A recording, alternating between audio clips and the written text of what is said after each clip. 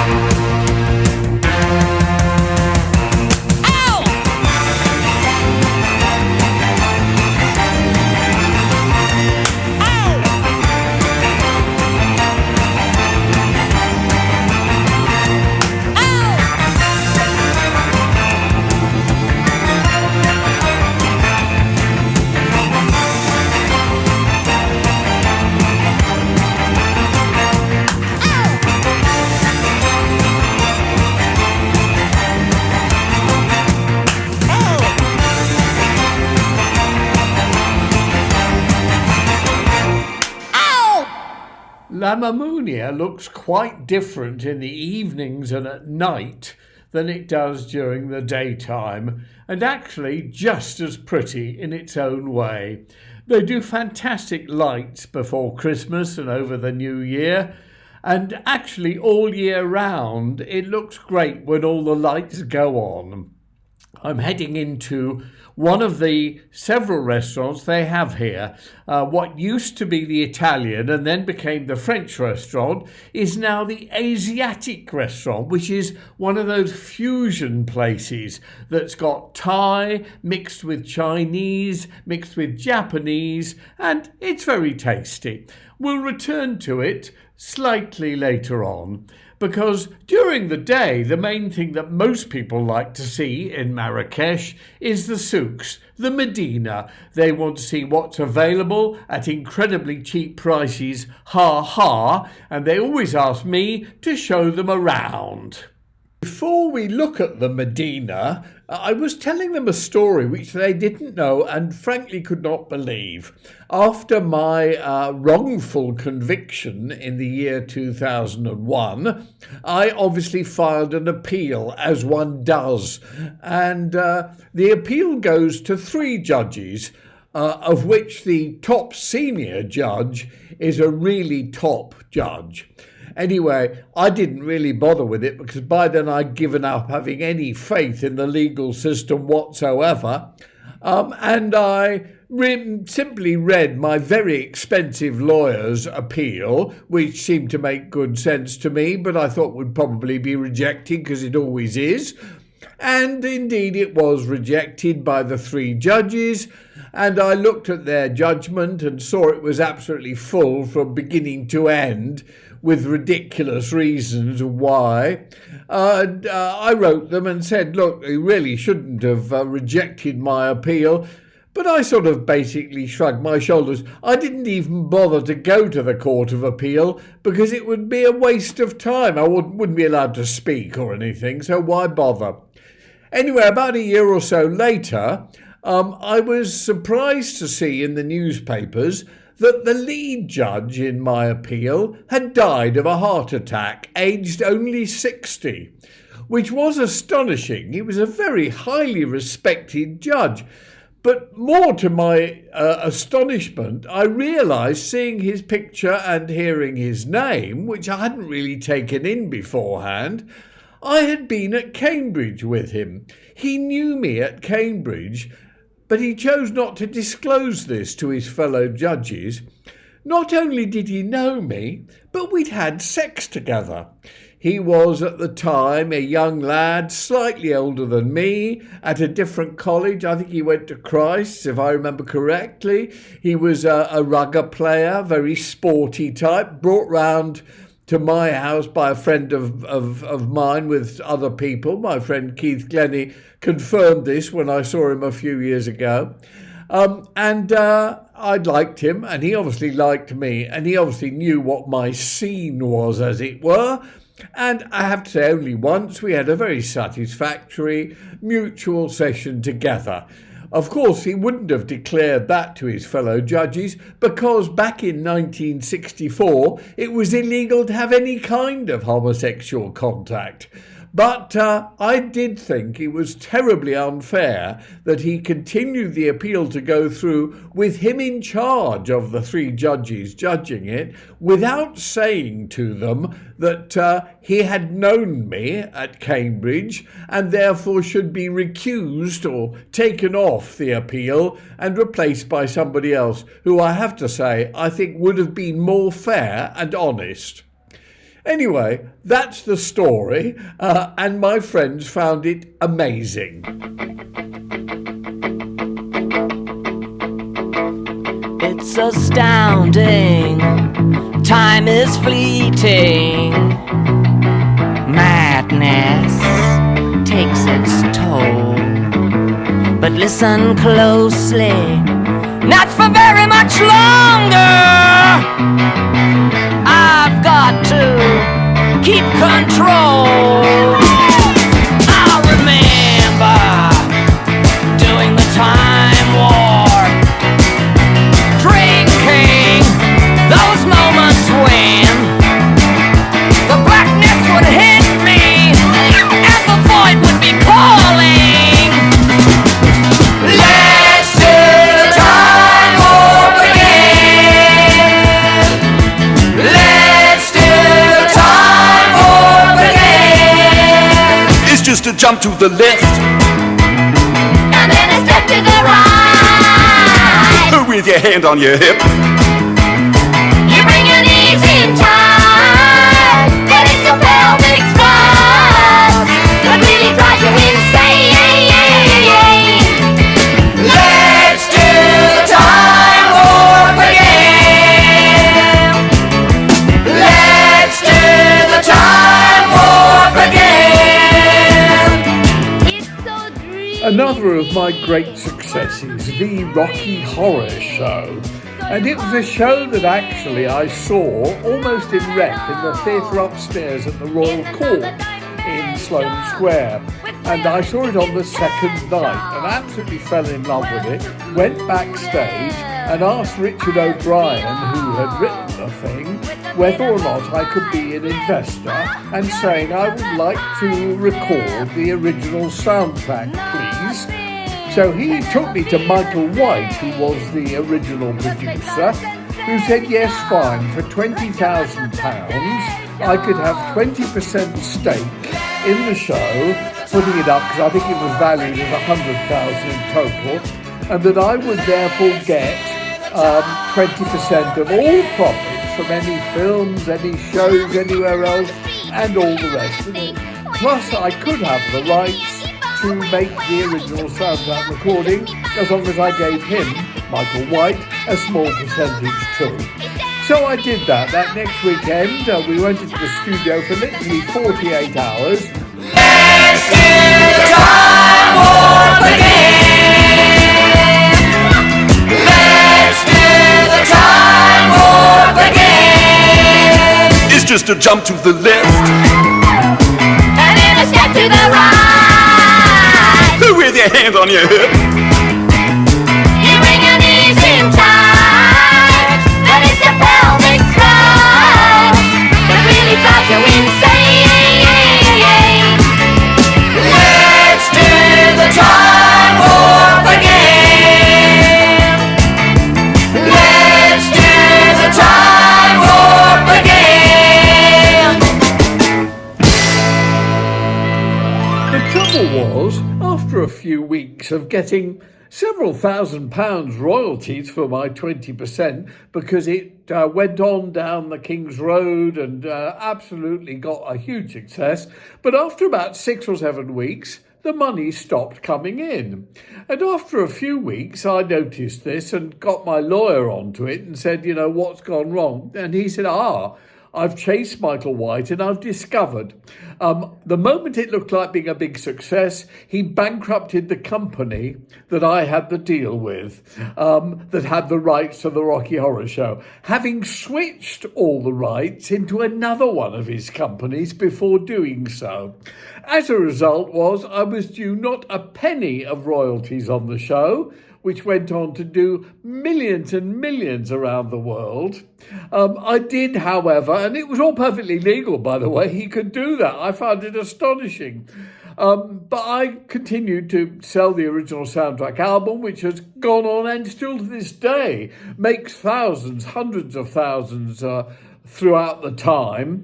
And each 6 months I sent a royalty statement to Michael White saying, this is what you're due and you're not getting a penny of it because that company that I did the deal with is now bankrupted and you're not entitled to it.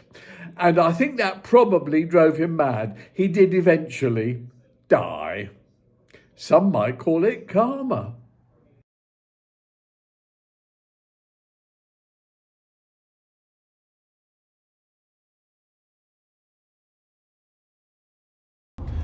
As I mentioned several series ago, the fabulous thing about Marrakech is that you can go swimming in the morning at your hotel in the boiling heat, drive for about an hour around lunchtime, and get to kilometre up in the Atlas Mountains where you can ski. It is quite incredible.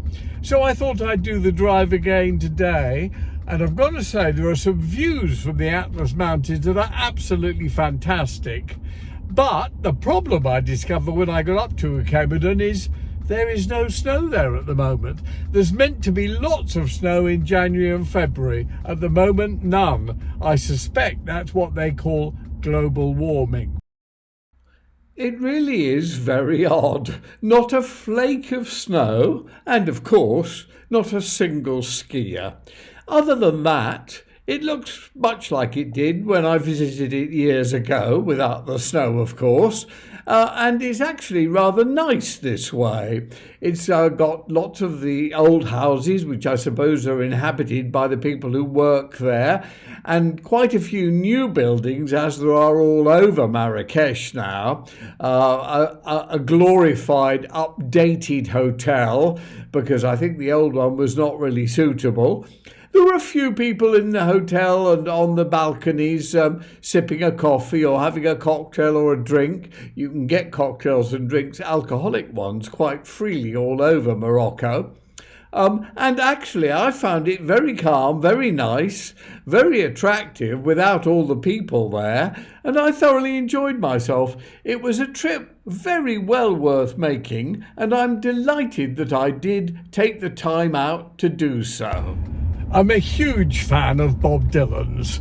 I've recorded several of his songs, great lyrics. In fact, I think he's one of the great living human beings of the last century. And this, he's still alive as I speak. But I think that my version of Just Like a Woman was actually almost as good as his original version. It was certainly far better than Manfred Mann's version. They also covered it. It was the two of us covered it right at the beginning, just after he'd written it. However, they got much more attention to their version than I got to my version, because they just lost their lead singer, Paul Jones, a very talented singer, and taken on a new singer, Mike Darbo. And as a result, all the publicity went on, what was this first record with lead singer Mike Darbo going to be like? My record got no attention whatsoever, didn't sell, wasn't a hit. Theirs went into the top 10, but I really don't think it's that great. Whereas I have to tell you, I still, to this day, think my version was absolutely terrific, and remains so.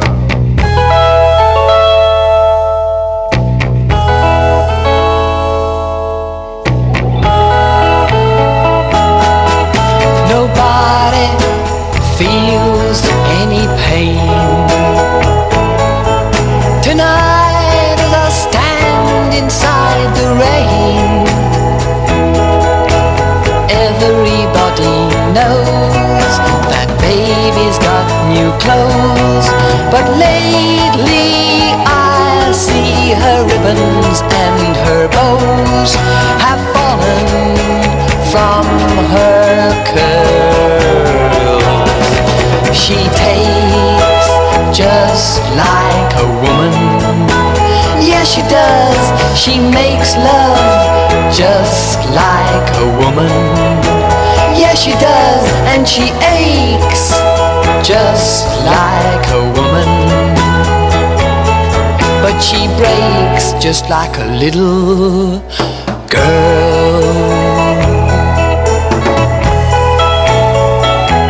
Queen Mary, she's my friend.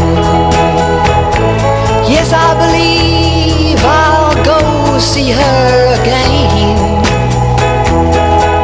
Nobody has to guess that baby can't be blessed till she finally sees that she's like all the rest, with her fork, her amphetamine and her pearls. She takes just like a woman. Yes, she does. She makes love just like a woman. Yes, she does. And she aches just like a woman. Oh, but she breaks just like a little girl. It was raining from the first, and I was dying of thirst, so I came in here. And your love like hers hurts, but what's worse is this pain in here. I can't stay here. Ain't it clear? You fake just like a woman. Yes, you do. You make love just like a woman. Yes, you do. And you ache just like a woman. Ah, but you break just like a little girl.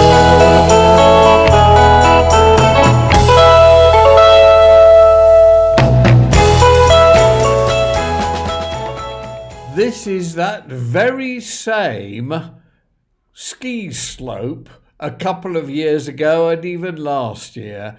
Now, I suppose it's about 30 years since I've been there, so I haven't actually seen it. And I have to admit, I rather do prefer it when there are no skiers and there is no snow. I quite like looking at the deserted, this is the identical same skiing slope, in January 2023. Amazing how a few months makes the most unbelievable difference to the quality of the ground. You do have to be quite careful driving in Morocco, especially on these roads in the Atlas Mountains. There are rockfalls all the time. Quite often the roads are actually closed to any traffic, and you see all kinds of rocks falling all over the place. But it's worth it because the views are absolutely spectacular. About a dozen years ago, I was in my hire car on this very road in Marrakech, and I saw a pharmacy, chemist, across the road. I needed to buy some Gaviscon. So I literally looked in my mirror and around, and there was nothing coming.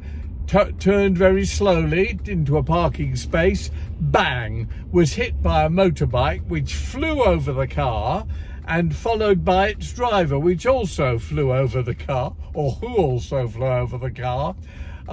Luckily there was a police station very close to the place where this had happened, and a very, very nice young police officer who was terribly helpful to me, and took all the details and everything else. The car was a complete write-off.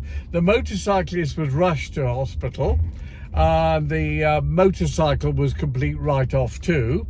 Then it turned out, since he wasn't seriously injured, I think he'd just broken his neck or something, and they consider that to be very trivial. If he'd have been killed, it might have been different, but since he was really not serious at all, breaking his neck, and there was no damage done, and my car was insured, I didn't have to pay any money, they let me off. But the young policeman was so nice and so helpful, he became a good friend, and I still see him to this day.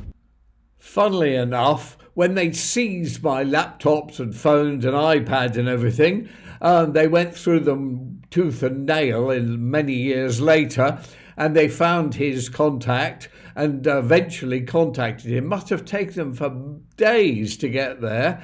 He was now a senior police officer in a different city and gave me a glowing character reference saying what a wonderful guy I was, which must have really irritated Surrey police.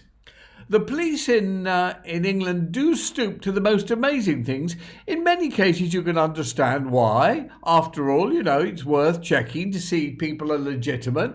But one thing they did, for example, they found no pornography, naked shots, nothing at all on any of my numerous laptops and iPhones and iPads and everywhere else. I don't watch pornography. I don't like pornography. It's never been logged on to anything like that. But they then, when my lawyer and I were answering questions in one of the interview rooms there, they said they had to show me pornography that had been found on my computer, and they produced another computer. They said, oh, they couldn't show me on my computer, but they transferred it to this other one, completely different type, and they showed me about 12 or 15 absolutely appalling, dreadful, clearly sort of 20, 30-second clips taken from the dark web or somewhere, all totally different, ranging from grandmothers having intercourse with donkeys, the most extraordinary, awful things.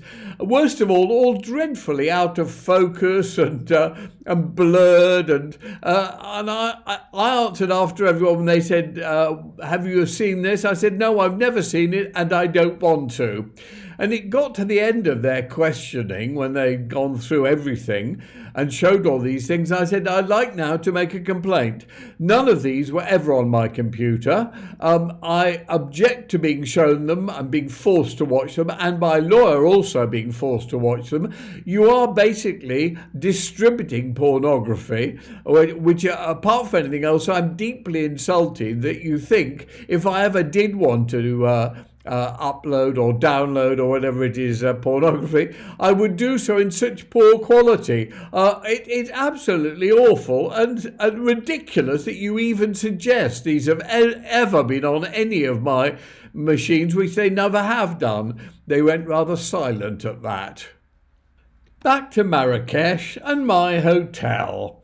I really sort of have to apologise for my single handheld shots on my iPhone, but I wanted to show how really, even though it may not be the professional standard that you normally see in films and movies and on television, it gives you a pretty good idea of where I am, what I'm living at. This is my balcony outside my room, a table where I have my dinner and all the rest of it. It's all very relaxing and rather charming, with lots of greenery. The air is fresh and beautiful. And of course, there is air conditioning in the room if one prefers that kind of thing, which you certainly do in the summer. Here's me desperately filming my bedroom and bathroom and hanging cupboard and books and all the rest of it. But it's easily done, and all you need do is film it with your local friendly iPhone. Other smartphones are available. And then edit it together with your local friendly Final Cut Pro facility on your laptop. Other facilities are available. This is the adult pool just outside my room, where the grown-ups, I think they call it a quiet pool. They don't encourage children, and you can lie there and relax and get a suntan before going into the spa to have your massage or whatever. It's very nice round here, lots of greenery. It's very peaceful indeed. All you hear really is the sound of water and bird noises. And other than that, it's very quiet when it's not the actual season. It has been, of course, over Christmas and New Year, and it got rather crowded and the pool got almost unswimmable in. But it's back to normal now with hardly anyone here. It's very relaxing, it's very pleasant, and I do enjoy being here.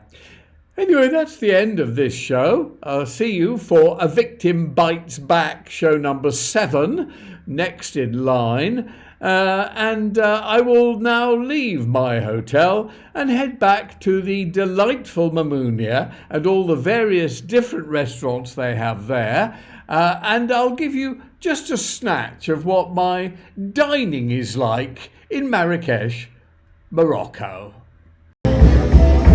This used to be an Italian restaurant, and then over there was a French restaurant. Now the Italian restaurant moved over there. There is no French restaurant anymore, but this is an Asiatic restaurant with Thai, Chinese and Japanese food, and the food is absolutely delicious. Ow!